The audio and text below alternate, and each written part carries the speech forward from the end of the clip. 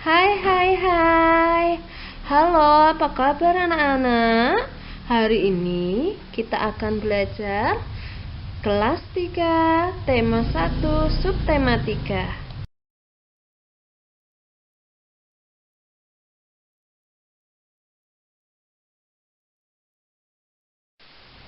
Nah, sekarang Ibu akan bertanya, apakah kalian memiliki ayam di rumah? Atau apakah kalian juga sering makan telur ayam? Ya, sudah pasti tentunya kita sering makan telur ayam. Kalian juga sudah pasti mengetahui seperti apa ayam ya, bentuk ayam ya. Nah, telur ayam merupakan calon bibit ayam. Setelah dierami, telur ayam akan menetas. Pada saat menetas, tubuh ayam berukuran kecil ya anak-anak. Nah, anak ayam mengalami pertumbuhan. Makin lama tubuhnya makin besar. Akhirnya, tubuh anak ayam sebesar induknya. Bagaimana dengan hewan lainnya? Apakah juga mengalami pertumbuhan? Ya, hewan-hewan lain juga mengalami pertumbuhannya anak-anak. Oke anak-anak, sekarang kalian coba amati gambar pertumbuhan kucing ya. Di situ ada kucing yang baru lahir. Lalu ada kucing yang berusia 1 bulan dan kucing yang berusia 1 tahun. Kalian amati perbedaannya. Ya betul. Kucing yang baru lahir tubuhnya kecil ya, lebih kecil ya, masih lemah dan berukuran mungil. Sedangkan kucing yang berusia 1 bulan tubuhnya sudah mulai besar ya. Kucing ini mengalami pertumbuhan. Lalu kucing yang berusia 1 tahun tubuhnya sudah menyerupai kucing dewasa ya. Sudah dewasa, kucingnya sudah besar ya. Ini menunjukkan bahwa kucing mengalami pertumbuhan. Oke anak-anak, untuk selanjutnya kalian bisa melihat daur hidup kupu-kupu ya anak-anak. Seperti kalian ketahui, sebelum kupu-kupu itu berubah menjadi kupu-kupu dewasa yang memiliki sayap yang indah dan berwarna-warni, daur hidup kupu-kupu dimulai dari telur ya. Telur merupakan wujud terkecil dari kupu-kupu ketika lahir ya. Kupu-kupu betina biasa meletakkan telurnya pada bagian bawah daun tanaman agar terhindar dari para pemangsa dan memudahkan induk kupu-kupu untuk memantaunya. Telur-telur tersebut dapat menempel karena zat perekat yang keluar dari induk kupu-kupu ya anak-anak. Nah, lem tersebut sangat kuat sehingga telur dapat menempel di daun anak-anak. Lalu, telur-telur itu menetas dan menjadi ulat ya.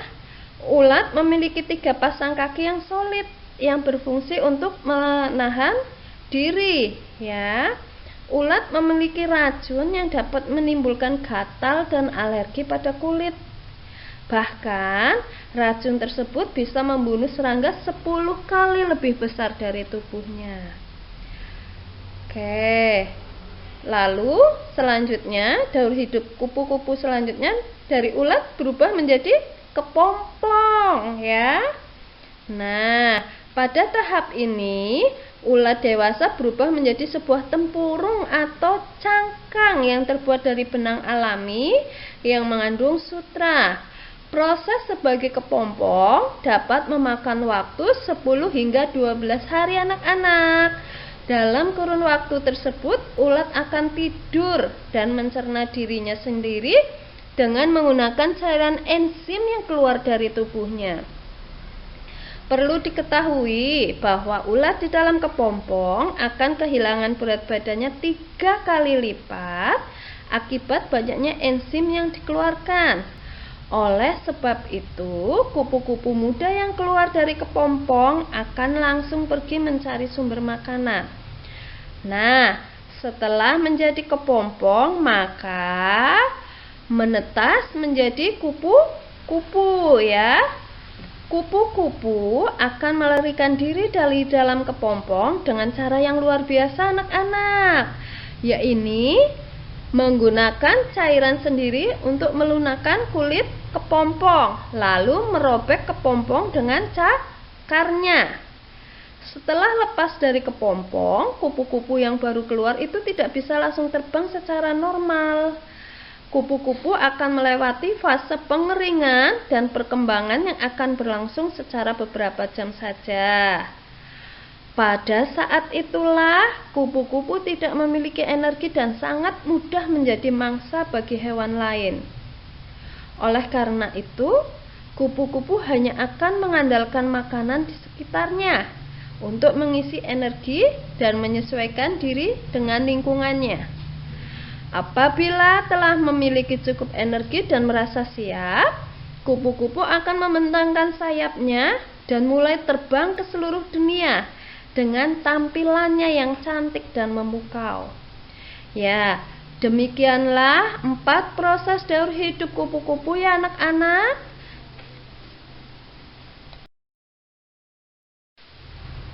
Selanjutnya yaitu hewan katak. Nah, di sini katak memiliki 4 fase daur hidup yang dimulai dari telur, berudu, katak muda, lalu katak dewasa. Oke, di sini ibu akan menjelaskan dimulai dari telur ya anak-anak. Nah, daur hidup katak bermula dari telur. Induk katak akan mengeluarkan banyak telur di air, misalnya di kolam. Tergantung pada jenisnya, ada telur katak yang menetas dalam waktu beberapa hari, ada juga telur katak yang menetas dalam beberapa minggu. Nah, untuk daur hidup yang kedua yaitu berudu. Saat menetas dari telur, katak mengalami fase kecebong atau yang disebut dengan berudu. Berudu memiliki bentuk tubuh yang mirip ikan dibandingkan dengan katak, karena berudu mempunyai ekor dan tidak mempunyai kaki. Berudu memiliki insang sehingga ia bisa bernafas di dalam air. Berudu juga mencari makanan seperti alga atau tumbuhan air. Berudu ini berjalan bersama selama beberapa minggu. Dalam masa pertumbuhannya, tubuh berudu mulai mengembangkan paru-paru. Untuk tahapan selanjutnya yaitu katak muda. Di sini, katak muda sudah memiliki bentuk tubuh yang menyerupai katak dewasa. Tetapi katak muda masih memiliki ekor. Nah, kalian tahu anak-anak? Ekor katak muda akan benar-benar menghilang setelah berubah menjadi katak dewasa dan bisa mencari makanan di darat seperti serangga. Proses katak dewasa ini berjalan sekitar 2 sampai dengan 4 tahun sampai ia bisa berkembang biak. Dari keempat fase ini sudah kalian pahami ya anak-anak?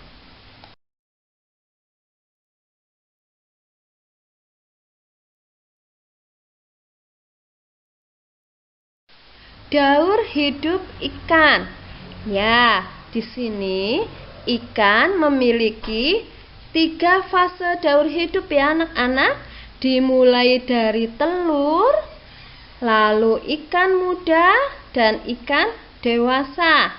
Nah, telur akan sangat tergantung dengan suhu di perairan di mana telur tersebut berada. Jika perairan hangat, maka telur-telur akan cepat menetas anak-anak.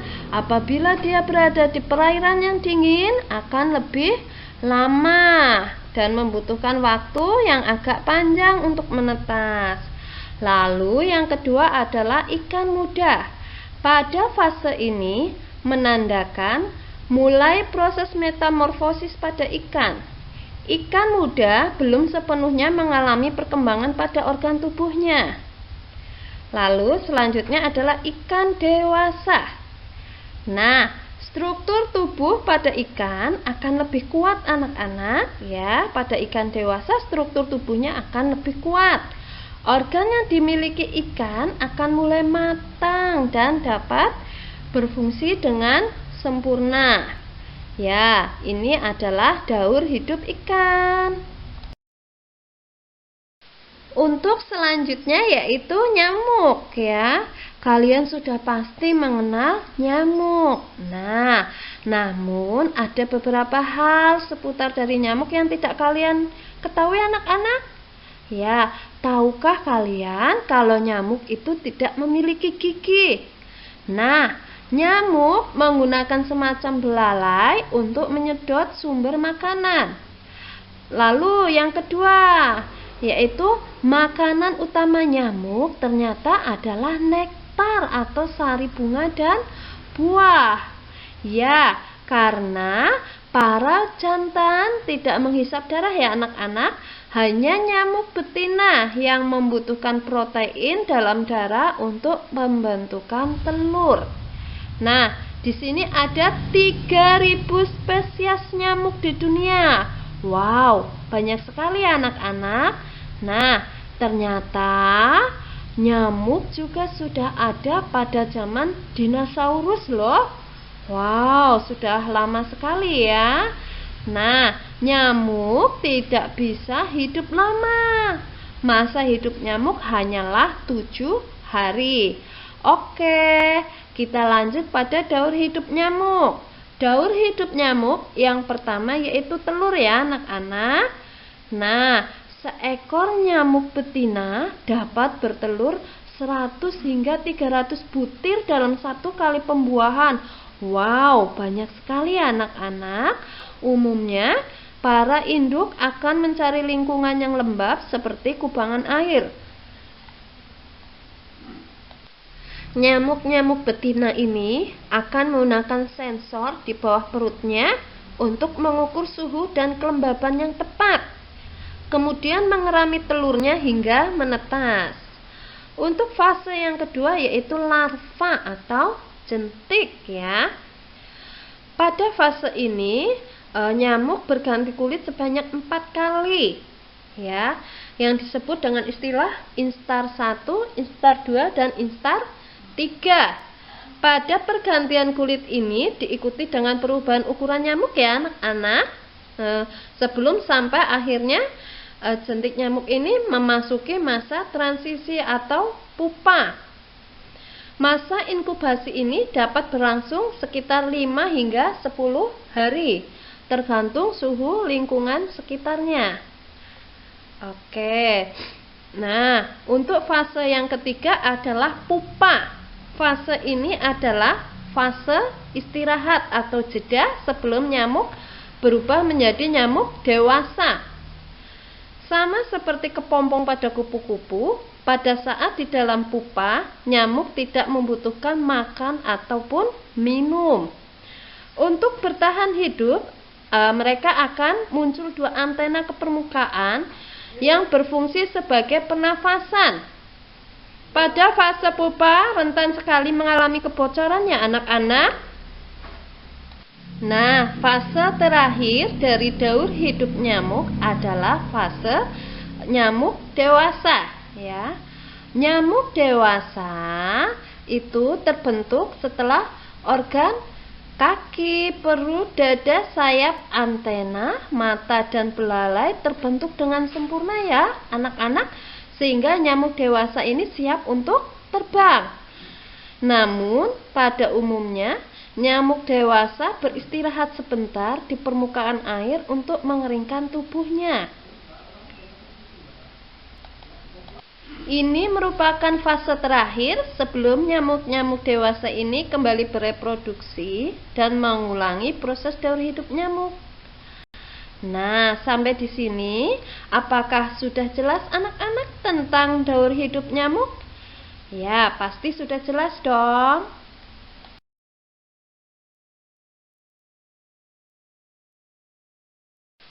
Setelah kita mempelajari tentang daur-daur hidup yang ada di atas, ada beberapa faktor yang mempengaruhi pertumbuhan dan perkembangan hewan ya anak-anak. Yang pertama yaitu faktor internal. Apa itu faktor internal? Faktor internal adalah faktor yang terdapat dalam tubuh hewan, meliputi genetik dari induknya dan hormon dalam tubuh hewan. Yang kedua adalah faktor eksternal. Apa itu faktor eksternal? Faktor eksternal adalah faktor yang terdapat dari luar tubuh hewan, yang meliputi makanan dan minuman, aktivitas tubuh, suhu udara, oksigen, dan sinar matahari. Ini adalah faktor-faktor yang mempengaruhi pertumbuhan dan perkembangan hewan ya anak-anak.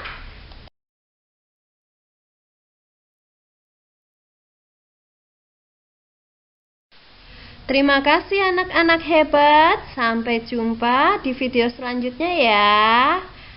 Bye-bye.